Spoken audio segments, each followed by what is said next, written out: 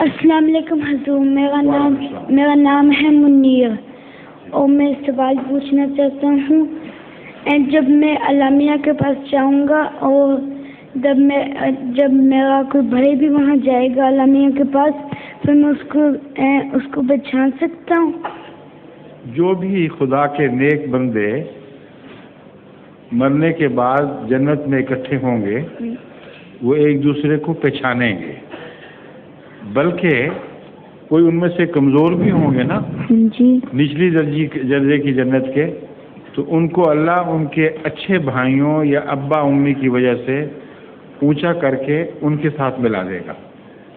اس لیے وہاں آپ سب کو پہچانیں گے، لیکن یہ شکل نہیں ہوگی، کوئی اور شکل ہوگی جس میں آپ کو اٹھایا جائے گا.